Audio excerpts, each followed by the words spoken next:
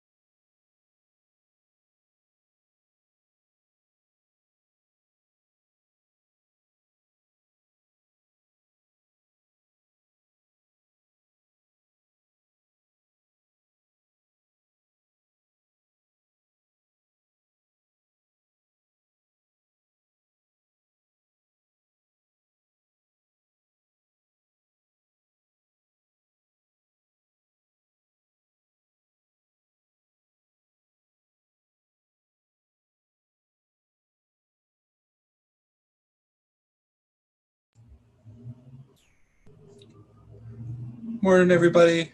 Just periodically making noise so you can know your speakers work. We've got 6 minutes till we get started, so make yourselves comfortable.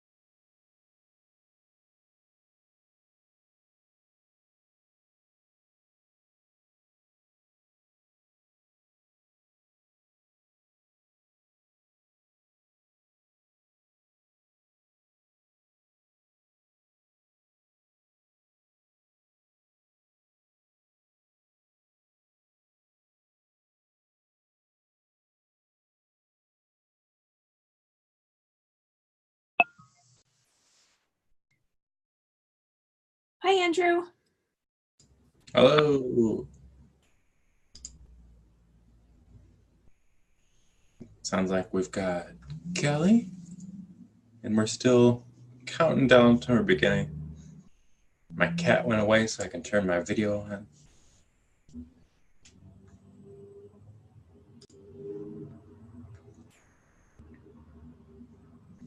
The attendees are filing in.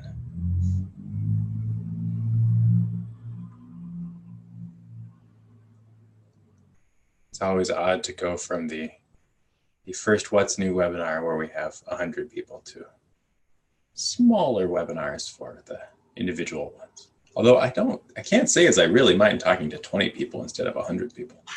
It is odd, isn't it?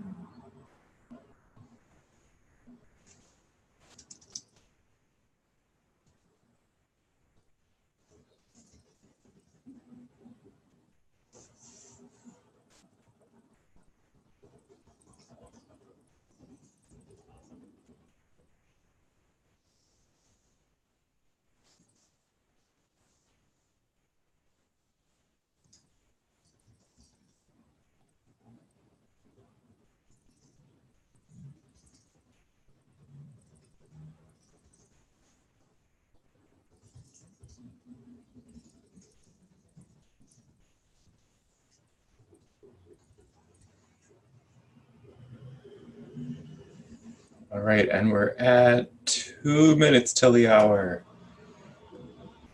So starting shortly. I keep thinking I should find some recorded music to play here. Could you sing for us, Andrew? No. No, okay. I am largely stage fright free unless singing. I just, nope, can't do it.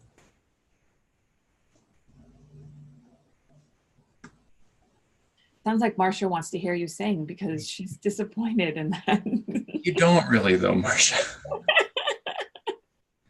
I mean, it's got some value, I suppose, comedically. I have to get rid of my rainbow. One wants some sort of continuous sound so people coming in aren't sitting there wondering if their speakers are broken, but I shouldn't have shooed the cat away. She could have just meowed into the microphone. Exactly.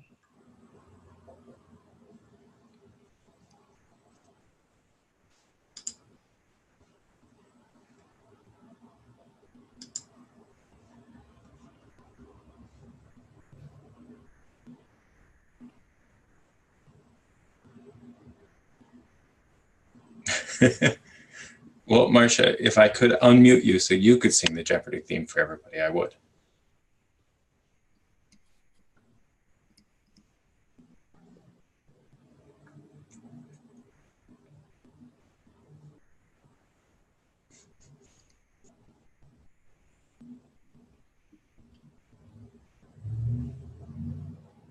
Hi, Matt. Welcome, welcome. And with that, it is 10 o'clock. Good morning, everybody. Welcome to the first CERC and Patrons Upgrade webinar for 1811. I'm Andrew. I think there's some folks in there I haven't met before. It looks like we've got a good room full of people. Kelly is here to help me out. Hi, Andrew. Hi, everybody. Yeah, so today we're talking patrons in CERC. Let me share my screen.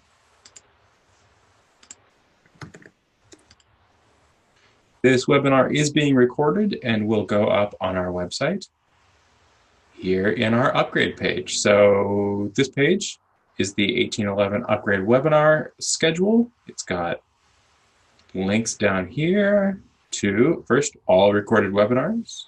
Oh, they'll go on the notes page, sorry. Well, upgrade notes. And then down below, we've got links to agendas for each one of these webinars and a schedule of when they will all be. So if you have missed some of the others or just haven't had a look yet, check here to see where you can see all the other webinars, I should say when you can see all the other webinars and what they'll be covering. Upgrades will start in June, go throughout the month. Remember to just keep an eye out for the big red "You will be upgraded" note on your staff page, and clear your cache after the upgrade happens. But two other little housekeeping things. First off, you are all muted. So if you have questions, please do put them either into the chat or into the Q&A box. Kelly's going to help me keep an eye on those. Do be aware, if you use the chat, it's really easy to inadvertently send those chats just to me or just to somebody else. So if you are chatting there, please do make sure you're sending that to all panelists and attendees so that everybody can see. It gets confusing if I'm responding to stuff that other people can't see. But I'll try to repeat questions anyway. So with that, unless Kelly just made a noise like she wanted to say something. Oh, sorry. Nope. We're good. Cool. Looks like Donna joined in too. So between the three of us, we can answer all the questions. Yes, we can. We've got this. I'm very confident. All right, here we go into the staff client. Going to be mostly here. I think a couple things we'll bounce over to the OPAC for. The first thing on our agenda is this exciting button right here, Last Patron. So way up in the top right corner, this button, if you turn it on with the system preferences, I believe, show Last Patron, this button will appear and it will take you back to whatever patron you were on last. Ta-da! So if I'm checking things out to Laura, she wanders away from the circ desk and I go off and I don't know, I start looking for books. It's big woods. As soon as I move away from her account, my Last Patron button shows up and it will stay there as I move around Koha until I go to some other patron. So just a handy little thing to kind of help you. I know I've been in that situation where I've been helping somebody and then they leave and I don't remember who they were. So nice quick way to get back. Somebody in a previous webinar asked what the real functional difference between this and the back button in your browser is. And there's not a big difference aside from I find this a little bit easier to use. If I've gone through several screens, it's going to take me all the way back right in one click. It's also going to load that patron record fresh each time. If I back up, I'm going back to the patron as I last saw it. So if anything's changed in the meantime, I won't see that.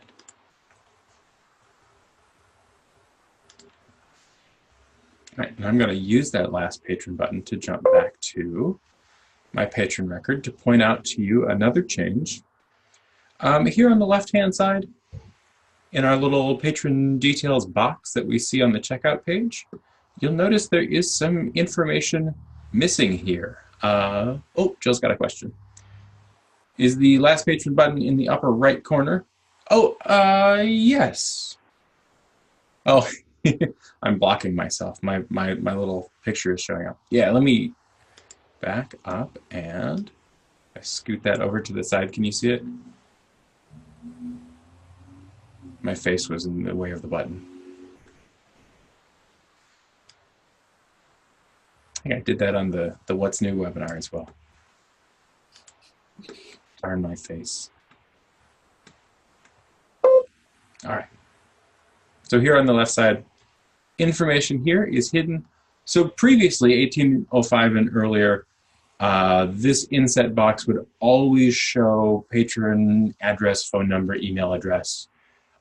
So this new enhancement allows you to set that to be hidden. All those details will still show in patron details. Not that Laura has many entered, but they would be here in contact information. Yes, Wendy, click on my face. Clicking my face will always send you back to your last patron. So whether or not this information here is hidden is controlled by a system preference. Let's bounce over there and have a look.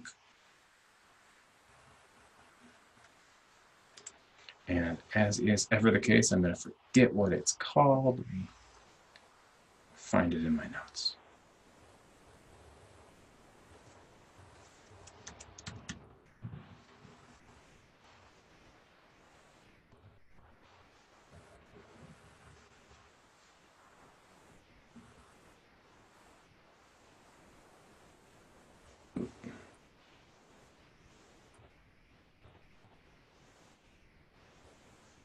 And I'm going to fail to type.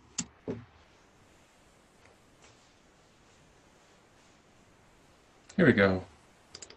All right, hide personal patron detail on circulation. So flipping this is what's going to make the contact information disappear from that little side box. And while we're here,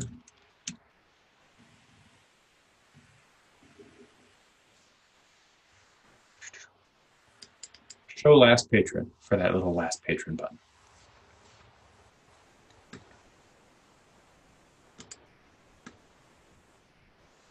All right, for our next one, I'm going to jump over to Ms. Molly Weasley. Oh, somebody got really involved here and put in the Weasley's accurate address. And if we go to Molly's details,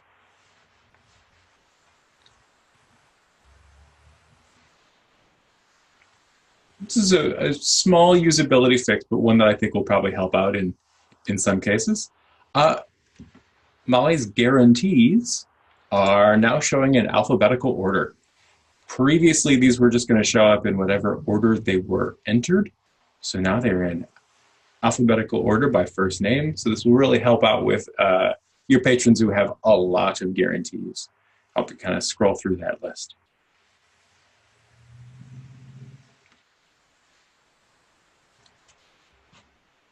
While we're here in Molly's patron details, I've got a couple other things. First off, over here in the library use section, we can see now Molly's renewal date. So I think it was 1805 that started saving this renewal date. It was saved in the database and you could get it with a report, but now it's actually displaying here. So you can see the last time Molly's card was renewed. Related to that, over on the left side in that inset patron details, we have a new thing, updated on. When was this patron's card last updated? Now, updated can mean her card was renewed or we edited something in her information. So if we go in and say, just do a quick edit here. Let's give her some detail, some initials.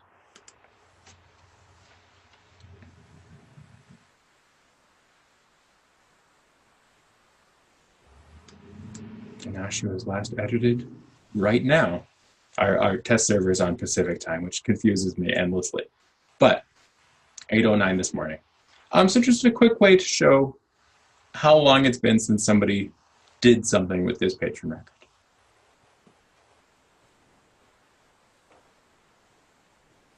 That's it for my patron detail stuff. I'm going to jump from here over to tools. Now, this is one of those things that a lot of libraries will probably have this responsibility rest with Circ. Some may not, but, oh, George has a question. Does the change password button change the patron's updated date? I'm going to guess that it does, but let's make sure. Change password button. And I'll never miss an opportunity to say, if you're changing a patron's password, I know you can change it by either using the change password button or clicking the edit button over here. I strongly encourage you to use the change password button.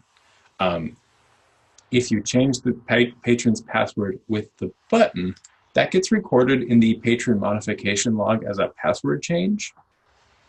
If you do it with the edit button, it just gets recorded as an edit and you don't get to know specifically what was edited.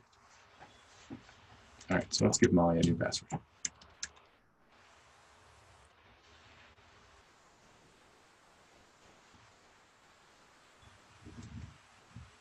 taken. Yep, it did. You can see it changed to 811. So yes. All right, back to tools and stock rotation. So stock rotation is a new thing, a new way to manage materials that you want to move between branches in a multi-branch system on a scheduled rotation. So we already had rotating collections, which is similar. It lets you grab a bunch of books and move them between branches as a group. But stock rotation sort of takes that one step further and allows you to schedule that all out. So let's have a look there. There is a system preference to turn on stock rotation. So if you don't have that flipped on, you won't see it here at all. But within stock rotation, we set up three things. First, we make a rota. So that's our overall structure. This rota is named New Books, and it is cyclical, meaning it's just books are just gonna keep going through it over and over again, and it is active. You can save a description here of what this rota is for. So the rota then contains two things. Let me go into Manage, Stages, and Items. So stages are really what sets up how this is going to work. The rota just gives it a name and a description. Stages is where we say, within this rota, do this. So in this case, we're taking our new books and we're sending them to the main branch for 2 days, then to the south branch for 45 days, then to the east branch for 45 days. And remember, we said in our setup, we saw on the previous screen, this rota is cyclical. So then once the books have done their 45 days at the east branch, they go back to main branch for 2, south branch for 45, on and on forever. We can add new stages here and say, okay, and then they're going to go to the northeast campus branch for 2 days. I'm going to not submit this, or by the time we're done with our webinars, this rota will be really, really long. We can move these around.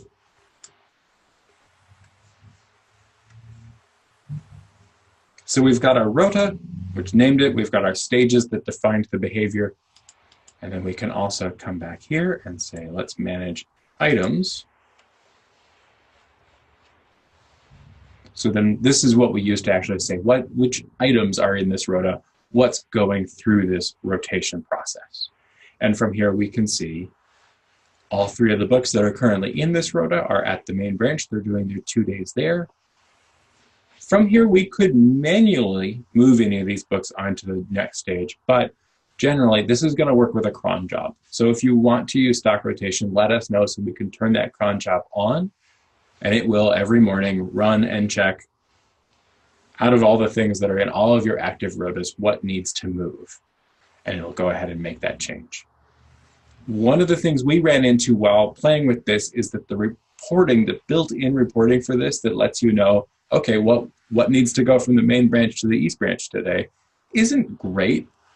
We did write some reports to sort of fill that gap, to tell you what do I need to move today, or even what's going to move in the coming week, so you can kind of be prepared for it. And we'd be happy to share those reports with you, put those on your system if this is a thing you want to use.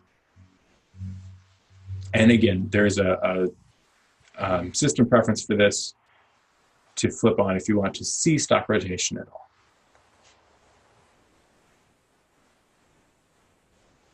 All right. George asks, what's the difference between a cyclical and a non-cyclical rotation?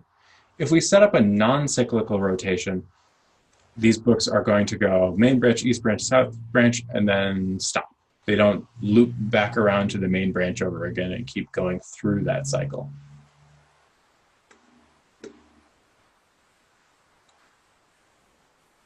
All right, from here, I'm going to jump back to circulation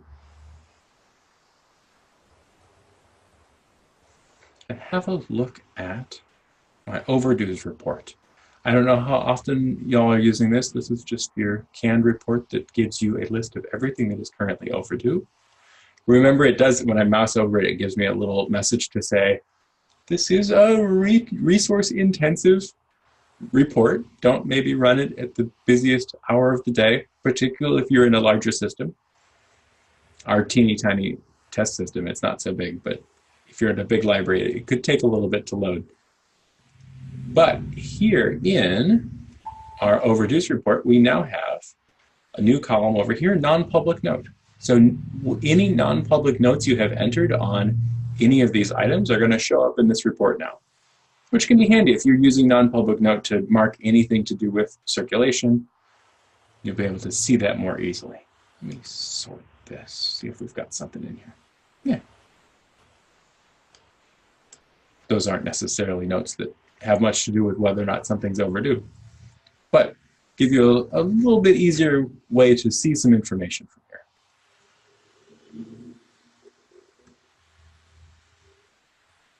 And then my next circulation enhancement actually is one that was sponsored by the Fargo Public Library. I didn't see any Fargo people in the list, but if there's anybody from Fargo here, raise your hand and be recognized. Thank you for sponsoring a nice new enhancement. And this is the ability to block renewals by arbitrary item values. Let's say maybe block renewals by values that you determine, not like arbitrary. We're not randomly blocking renewals. Well, let me find that system preference.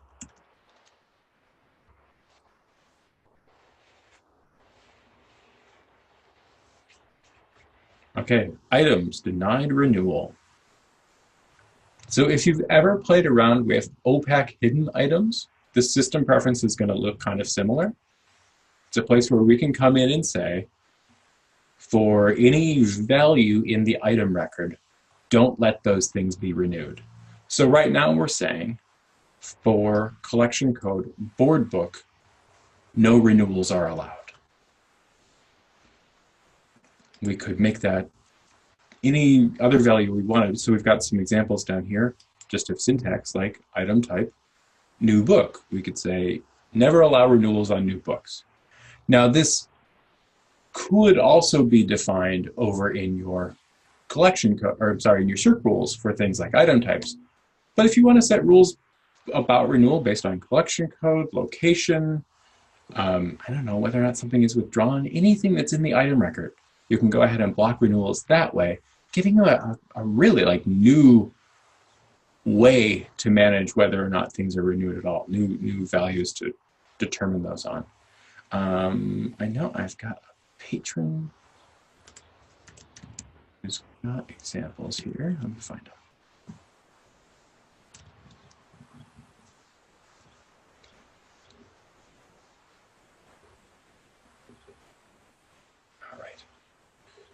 I'm simultaneously trying to work from my notes and also go in the order things are in the agenda. It's a whole new variety of presenting from you.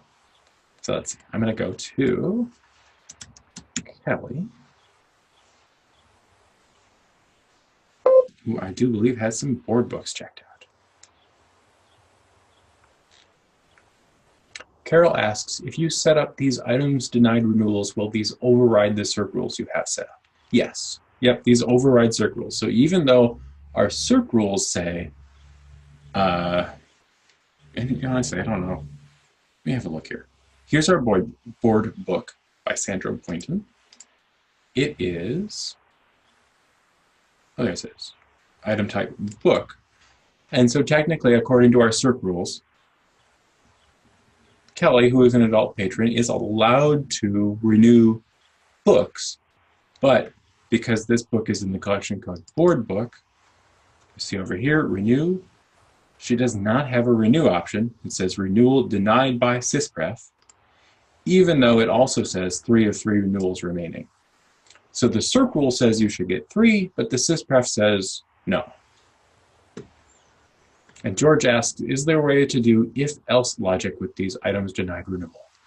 No. Yeah, it's just not that complicated.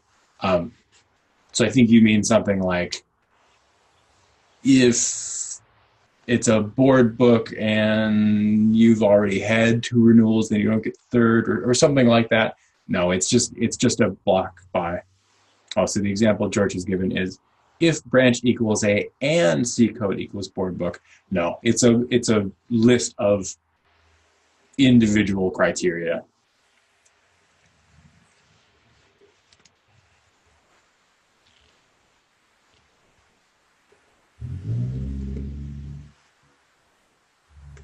All right, next up, I'm going to start over here in administration.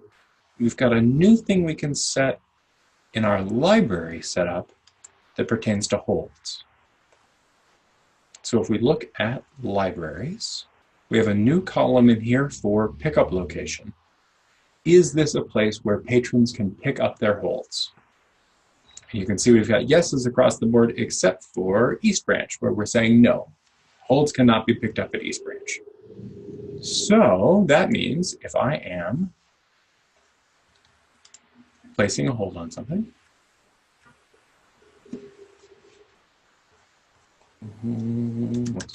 sure.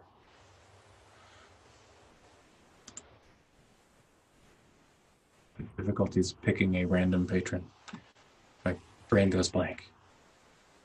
So here on the staff side, if I'm placing a hold and I want to set a pickup location, East Branch doesn't show there. And the same is true. Back up and go to the LPAC.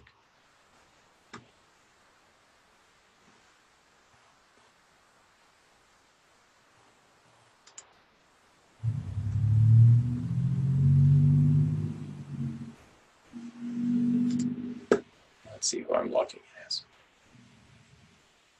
Oh no. Oh no. Andrew can't place hold at all. I'll clean it out. Hold on one second, Andrew. Thanks. Kelly's going to pay my fine for me. Well, you're going to pay me back, right? Yeah. Okay. Phew.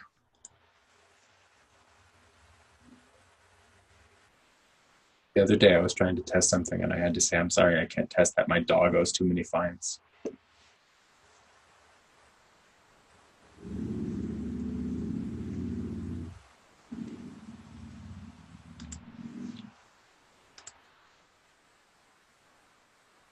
Okay, you should be all set. There we go. Thank you. Yep. So East Branch not here either. So this is a thing we previously had done for partner libraries with jQuery, because we can hide things out of dropdowns. But this is a much easier and more stable way to do that. Just change it in the library setup, and holds are no longer allowed to be set to be picked up at that branch.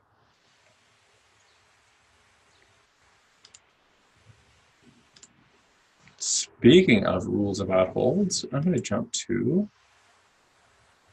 admin and then the circ and find rules for our next thing.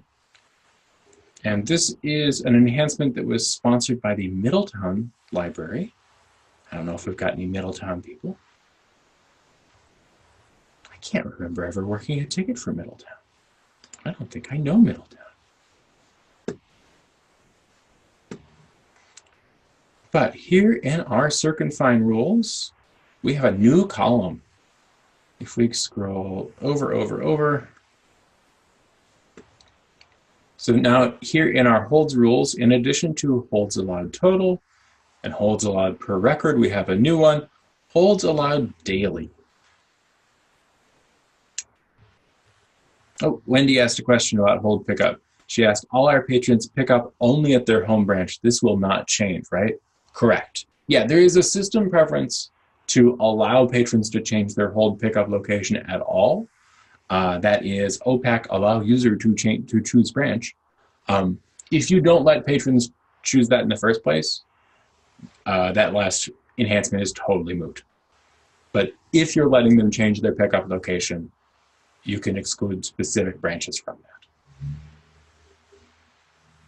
All right, holds allowed daily. Oh, and Leslie raised her hand. I'll hold up a second one. Leslie, if you've got a question, yeah, type it into chat or Q&A.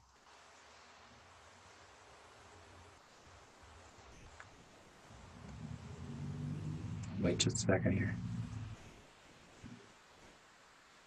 Of course, that means Leslie's typing under the gun, which I know I hate, so I'm sorry for that. That's when I type very, very poorly.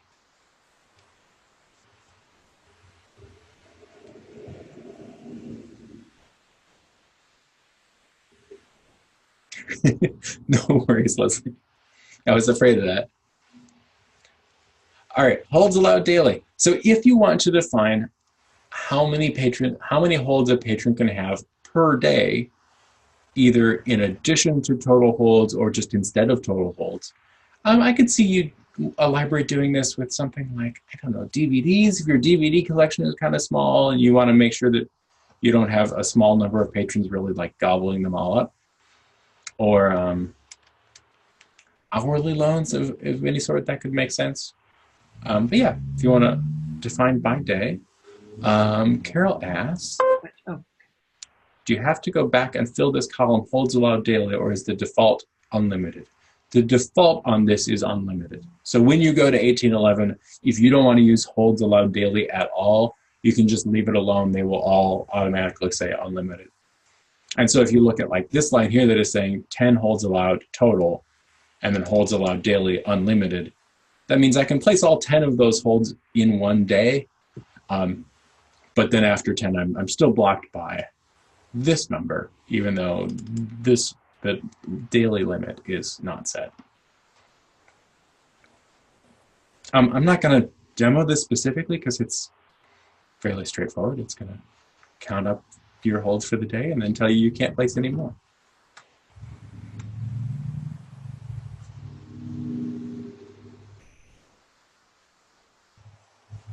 All right. My next one, I need to pull up a specific record. And which one did I want for this? How's about 524 through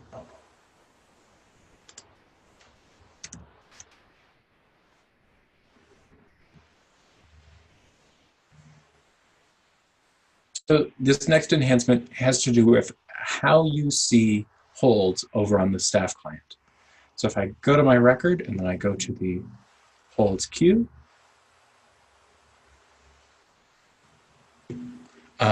Jean asked if during Q&A time we can demonstrate the ability or not to override a renewal blocked by the new setting based on collection code. Yeah, let's loop around back to that. In fact, I'll do that right after I show you this, because otherwise I'll forget about it. Sorry, I'm going to go to holds.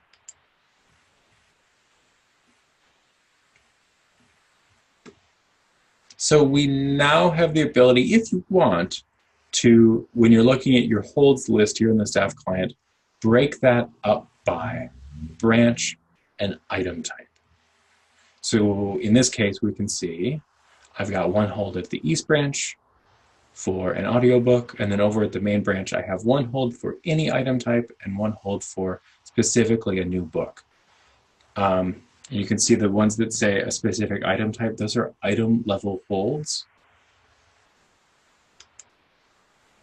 And my record has two different item types attached to that record. Now, this is absolutely not something that's going to appeal to everybody.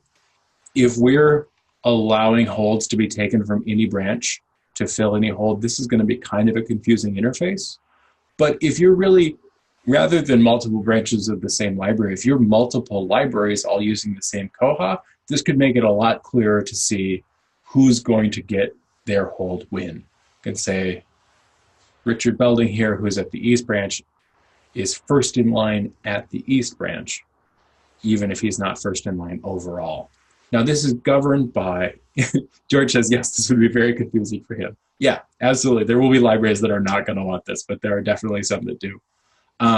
Which is why we have some system preferences to determine whether or not you do this at all.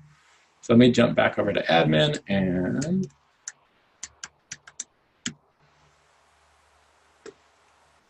we've got two system preferences, holds split queue.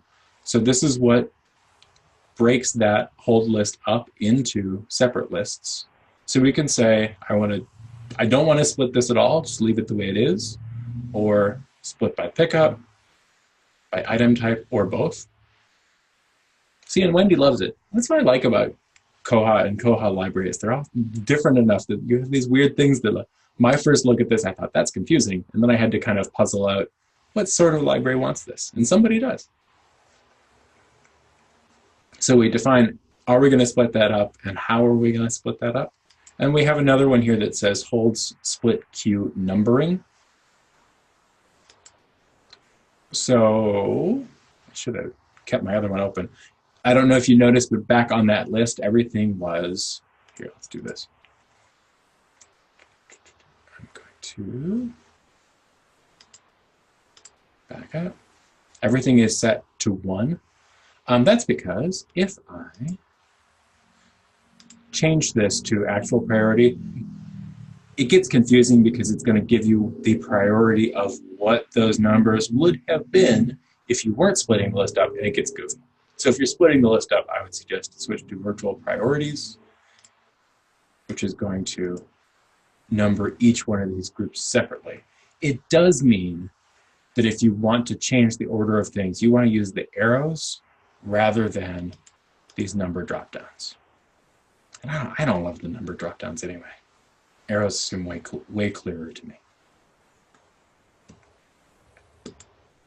Okay, now before I jump on to the next thing, I'm going to go back and have a look at renewals. So let's go back to Kelly M, who is not Kelly M, but rather Kelly M.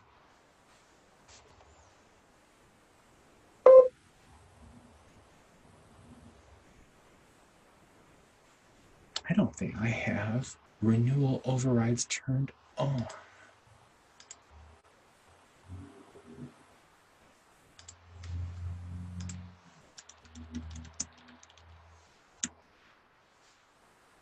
Because honestly, I'm not certain whether or not we can do this. My guess would be that you can. So let's see. If we allow renewal overrides and reload the page. Yes, please.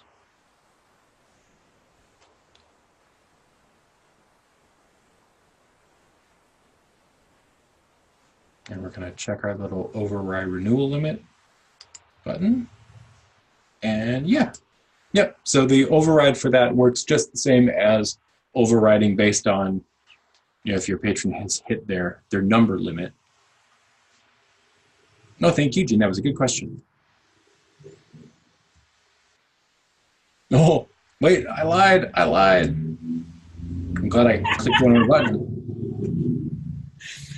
That's a good question. So I think that is probably a good candidate for a bug to tweak this enhancement a little bit. Because, yeah, I would think that if you're allowing override of renewal policies, you should allow override of all of them. I'm going to make a note of that. I'll file that bug.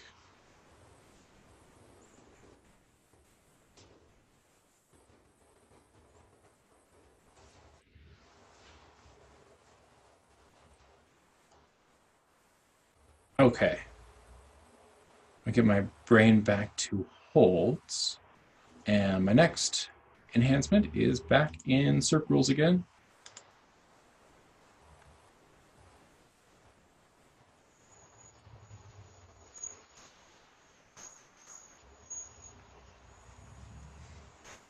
And if I scroll down a little bit, we've had some change to these two boxes here. So previously, we were able to set default checkout limits overall and then by patron category. We can now also set hold limits by patron category. So this is your total count of holds you could have at the same time across all item types. Previously, this was only controlled by the max reserves system preference.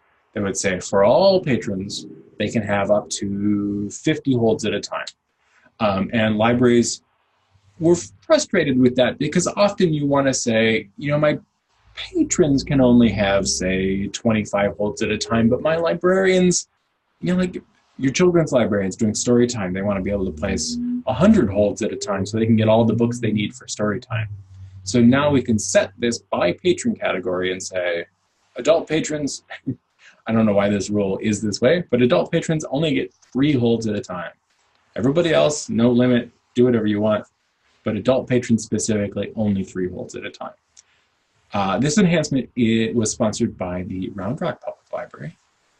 So if there are any Roundrock people here, thank you for that. I think this is a great one. This is a very nice new avenue for customization.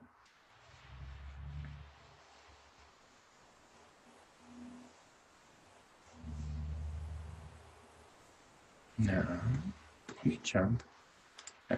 My next thing is to do with filling holds, and I put something on hold, but I can't remember which item it was. So let me go. I know I put it on my support account.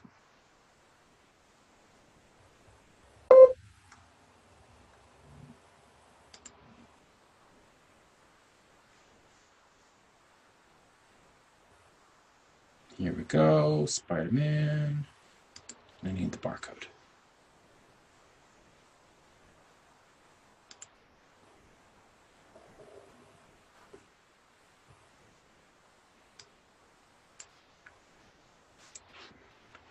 So we've got two new system preferences that allow you to make some changes to how a hold, or how Koha acts when something is checked in to fill a hold. This is an enhancement that was sponsored by the Farmington Public Library, so thank you, Farmington. And if I paste this in, check this item in, you'll notice that as we're set up here, it's a long noise. I was waiting for it to go the second time. We've got our system set so when an item to be placed on hold gets checked in, it automatically confirms the hold and automatically prints the slip.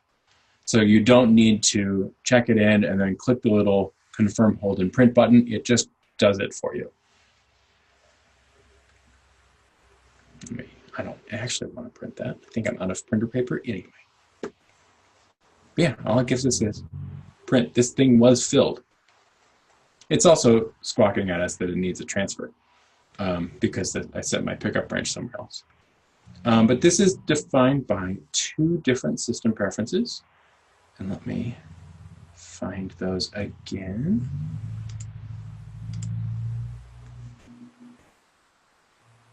Do a search for holds auto.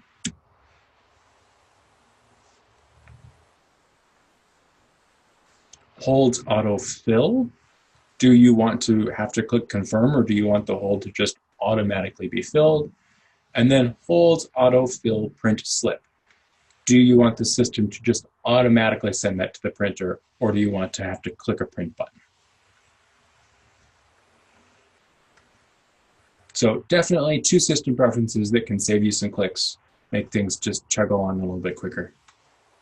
I love this one, Andrew. Yeah, and especially like if you're doing bulk check-ins, you don't necessarily want your I shouldn't say bulk check-ins, but if you're moving through your check-ins quickly, you don't necessarily want your mouse captured every time there's a hold. Maybe you just want it to go ahead and print the slip and you'll sort them out later.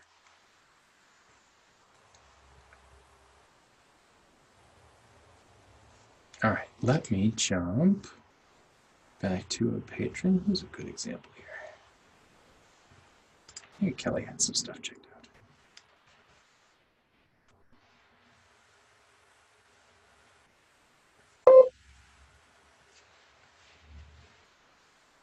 Next up, we have another thing that was sponsored by Fargo, so thank you again, Fargo. And this is in our checkouts table, we are now able to see collection code. So if you're using collection code in a way that it'd be helpful to be able to see here, and again, this is the way we have this set up is a good example because we have, these are both books, but maybe you want to know what kind of book it was. This one is a board book, this one is a nonfiction book. There's just a little more information in this table. And this is, again, a table that is controlled by the columns configuration interface over in administration. So I don't believe this will be on by default, but if you want to include collection code there, you can come to admin, configure columns,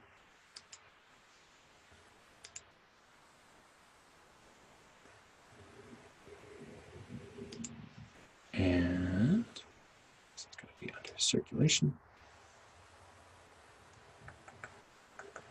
Issues table. Collection. So if this is not checked, you will see collection. If it is checked, it will be hidden.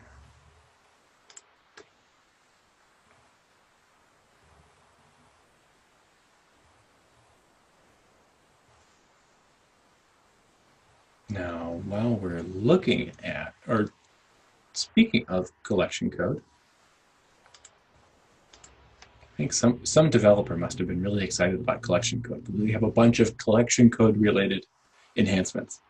I'm going to go back to, was it a house that had holds on it?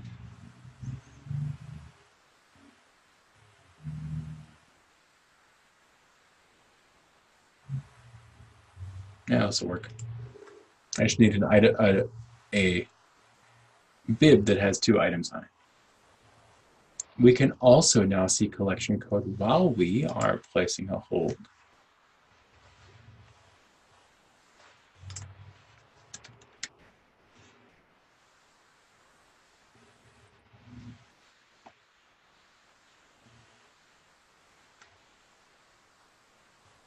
Oh, picked things that don't have collection codes. If they had collection codes, they would be listed here. Sorry, I picked a bum example. You will also see those over on the OPAC, but on the OPAC, you, of course, won't see this table unless you've already clicked to say, I'm going to place a hold on a specific item.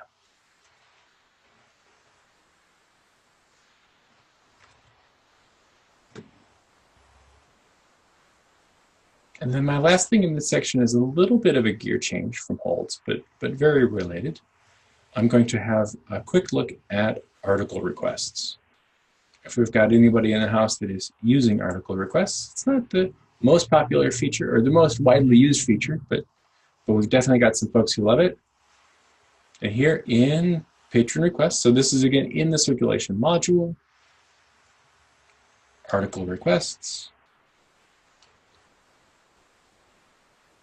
And let me switch this to all libraries so we can see all of our requests.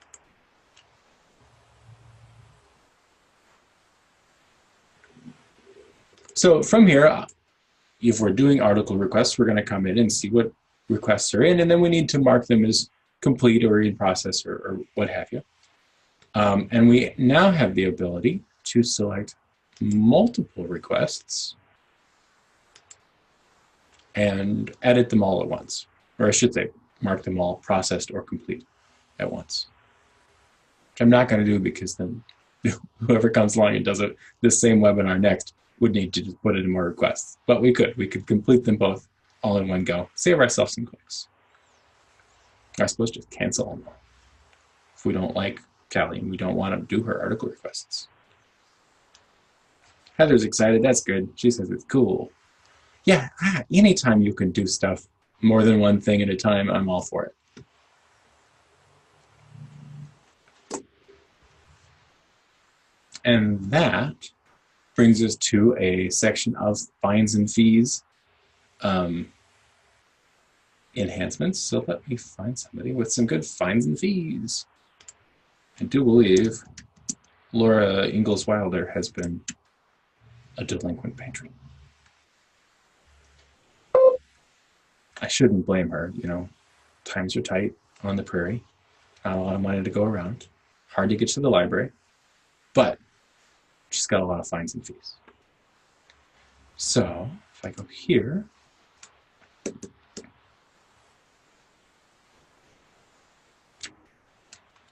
the first thing I want to show you is this new button, Write Off Selected.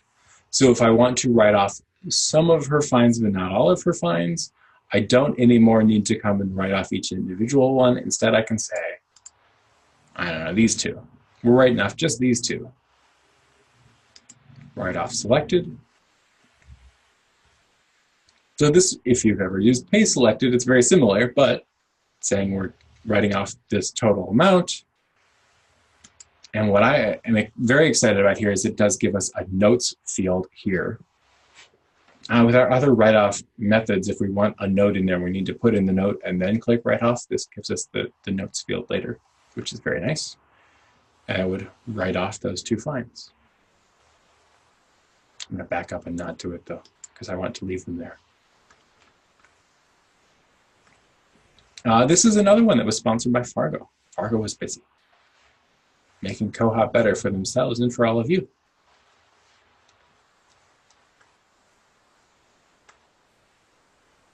For the next couple things, I want to look at the Accounts tab.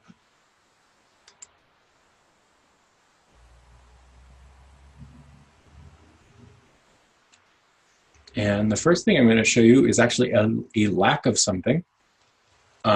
The reverse button is gone. So because we added void in, I'm trying to remember when void showed up. Was that 2 releases ago?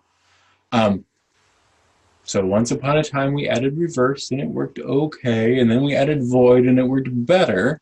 Now that we've got void, we've taken reverse away. So no more reversing payments, just voiding payments. Additionally, thanks to our friends at Carnegie Stout, who sponsored this enhancement, we can now void credits as well. And I know they're Carnegie Stout people because I used to work there, so I always recognize them. Hello, Carnegie Stout people. So this is huge. I know we have a lot of libraries who work very hard to keep credits off the books or keep credits in order. In order meaning tidy, not like alphabetical order or something. But we can now, you can now, I should say, void credits from here. So Laura's got a credit for something she lost and then returned. We can make that credit go away right from here. Previously, you would have had to open a ticket, and we would have had to get one of our data people to do this the hard way from the database. Now you can just squash it. Goodbye, credit. And it shows us voided, item returned. So it still shows us there was a credit there. This is what it was for, but it is totally gone. Oh, and now Laura owes us even more money. Poor Laura. So why don't we make her owe us a little bit less money while we demo this last thing in fines. Underpay fines. I'm going to go to, which one was that? Her lost mammal book. I'm going to pay this one.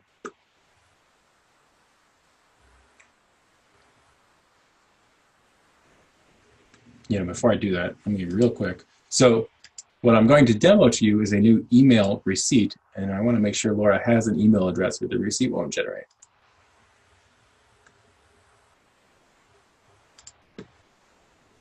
We're just saying it would be a nice development to add a note to a void. Yeah. Like a write-off, and I like that. Yep. Notes in account stuff never go awry. Email. Now I have to make sure I spell my fake email address right.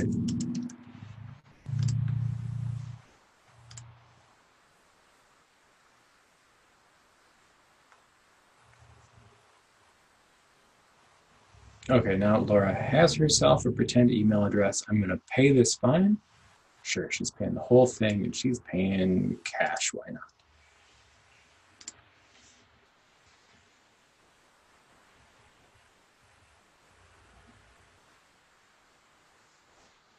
So because I have flipped on the new system preference that controls email receipts, now that Laura has paid this fine, if I go to Notices,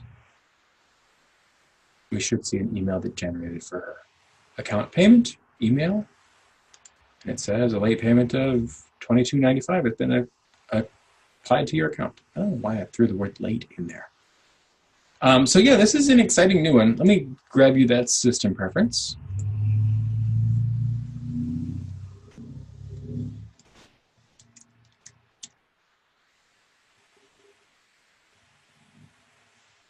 Use email receipts.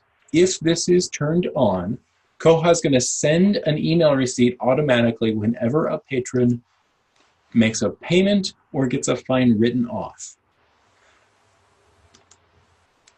These are a couple of new notices. So if we go into Tools,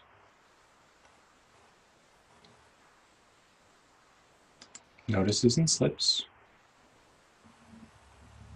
these are the account payment and account write-off notices. So these are here if you want to customize them in some way, change that wording.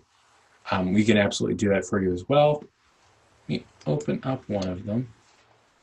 If you come in here and have a look at these, you'll notice that they have a different markup language than you are probably used to if you've fiddled with other notices before. Instead of using those little double brackets, those hungry alligators, they are using this little square bracket % thing. This is Template Toolkit.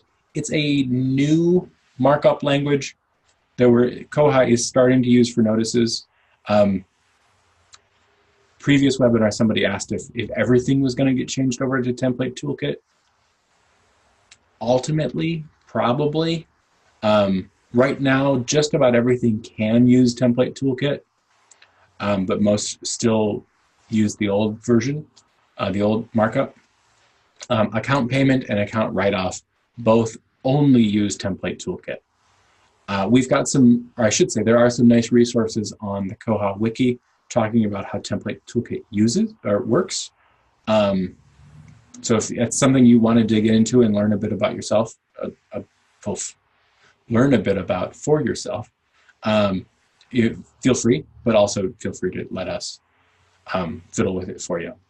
But Template Toolkit can do fancy stuff. For instance, one of the things we were playing with after our last webinar was figuring out how to make this notice vary by library.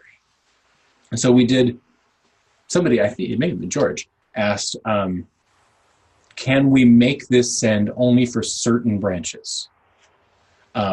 Because the system preference, if you remember when we looked at that, it was just one big global system preference, which, not every library is going to want everything to be global all the time. So that switch just says yes or no, send them or don't. But we did figure out Template Toolkit language to say, only send this if the patron is from a specific branch. So yeah, we can absolutely do that. We could make the wording differ based on branch. Template Toolkit is pretty cool. It does a lot of fancy stuff. I don't know it very well yet because having more features always means something is more complicated. Yeah, I look forward to learning more about it and seeing what sort of fun stuff we can come up with. But for right now, absolutely, yes, we can use it to make these differ by branch. And George also asked, are emails sent when a patron pays through a SIP-enabled system like Biblioteca self-check machine? That we haven't had a chance to test yet. I'm going to guess yes, because that still hits Koha as a payment. But we'll get you a confirmed answer on that, and that will go into our notes, our upgrade notes, and our Q&A when we post those, as well as the recording of this session.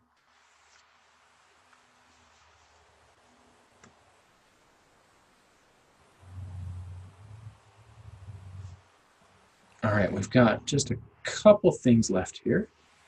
Next one is over in Tools and Course Reserves. Since Course Reserves often ends up being a cert job. And I've gone blank. Oh, Course Reserves, where are you? Oh. Some days, things I know and then they're gone. They're just right out of my head. Course Reserves isn't in Tools. It's here. All right. In a course, we have a new ability to batch add course reserves. So if you're using course reserves, previously you had to add each item to a course individually. Now we have a batch add button. Real nice and simple and familiar. This part's all the same. You're going to set your values that are going to change. But then instead of adding just one barcode, you can add a whole list of barcodes. Like all your other sort of list entry, it's just going to be list of barcodes separated by line, set the values you want, and then submit. Stick a whole bunch of stuff on a course all at once. Big, big time saver. Very excited about this for all our folks using course reserves.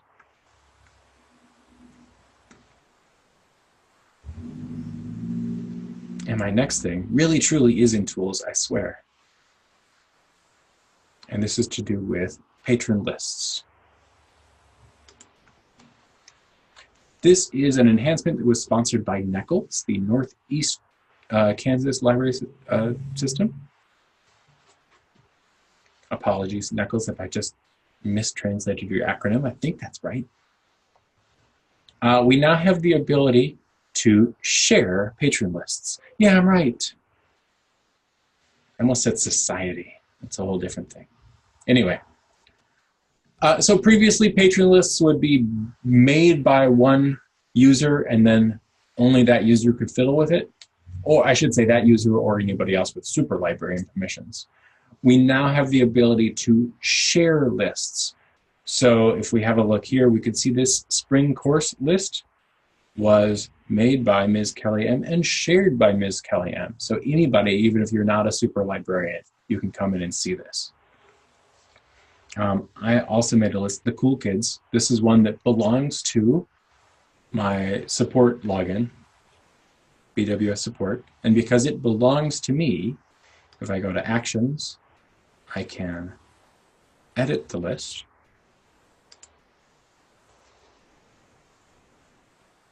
And mark it shared,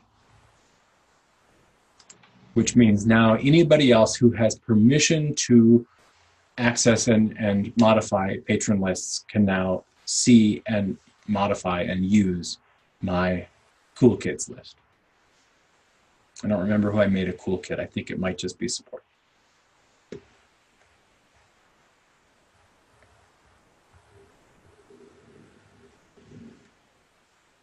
And then my very last thing is going to be back in circulation.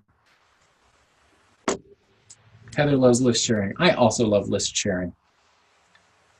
I looked at that and I thought, this is super cool.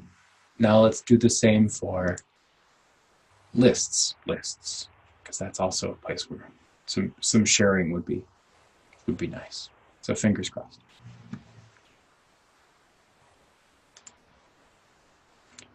George also says list sharing will be a big time saver. And yeah, any system that, if you've invested in patron lists at all, if you're using those at all, it's going to be a really nice thing to let more people manage any given list. All right, my last thing on our agenda is checkout notes. So checkout notes were added a little bit ago in checkout or in Koha to allow a patron, if they have something checked out, to go into the OPAC and add a note. And this is the intent here, was that then that's a note that the library is going to see when they check that item back in. So maybe I check a book out, I get home and I realize there's coffee spilled all over it, like old coffee stains, and I want to make sure that I don't get charged for that. I can put in a checkout note that says, this book was already stained with coffee. So then when the library checks it back in, they see that note and they say, ah, Andrew didn't, well, they say, Andrew claims he didn't make this coffee stain, and they can decide what to do with that.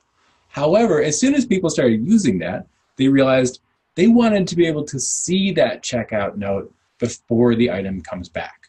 So we have that ability now. If you come here into circulation, actually, I'm going to back up even.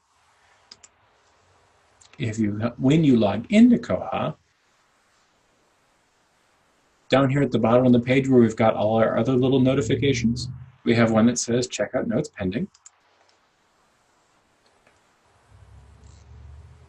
So it lets us know there are notes waiting here for us, and coming in, we've got a couple of notes. Now these would, when this item gets checked in, they would appear in the check-in screen, and then they would clear out of here. But we can also come here and see them preemptively and say, okay, yeah, Andrew says he lost his book. I probably better do something about that. Support says chapter 14 was heavily highlighted. All right, and we could mark these as seen, which will make them go away. Matt says he likes that. I do too. I like it. Checkout notes are great. they're even better if you can see them more easily rather than having to like write a report or just wait until the thing gets checked in. Okay, that. Jean has a question. Is there a blog post concerning collection code and the new and upcoming uses for collection code? We have not prepared a blog post for that specifically. That's a good idea. Yeah, because it is something that is suddenly appearing a lot more for folks who use it. Yeah, we'll make a note of that. Thank you. And George said something, the opportunity for development on the checkout notes table would be adding the item home library. Yeah, that would be reasonable. And that wouldn't be a hard thing to add if you were writing a report for checkout note to then, because the checkout note remembers an issue, which remembers an item, which has a home library. But yeah, anytime we can make writing a report a little bit easier, that's not bad. And Joel asks, will the checkout notes be limited to branch? No.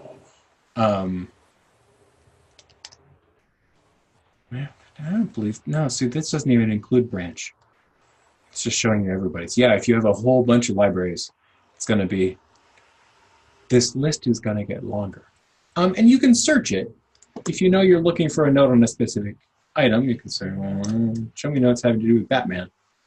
But yeah, I could see definitely some room to include branch here. I am bumping up against time. I, am in fact a little over time. I'm happy to hang out here and answer any more questions y'all have, but if anybody needs to run off, don't feel you'll hurt my feelings. So I'm going to do a little dance for, I don't know, 20 seconds while people type whatever questions they might have. Thanks, Andrew. It's great. And thank you all for coming and for your good questions along the way. Yeah, great questions.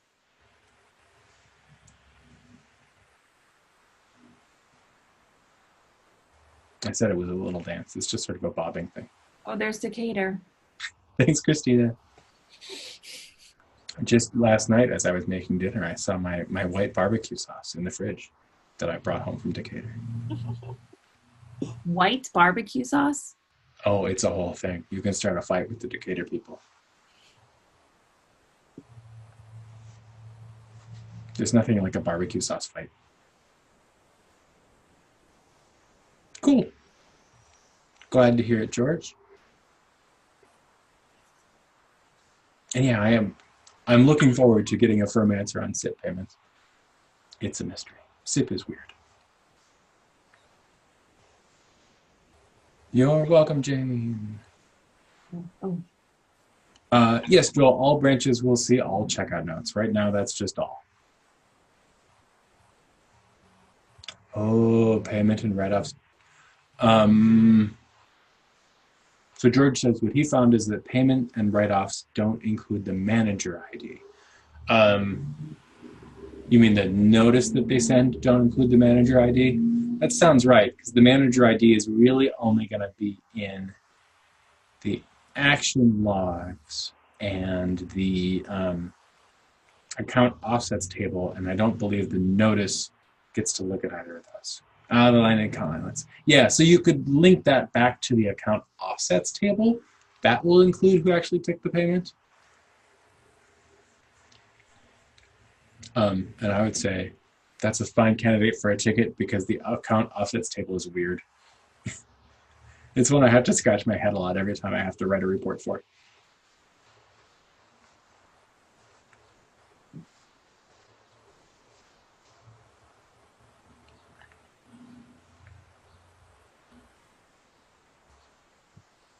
You're welcome.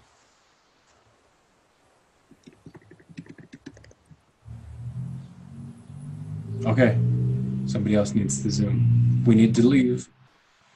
Goodbye, everybody. We'll see you again.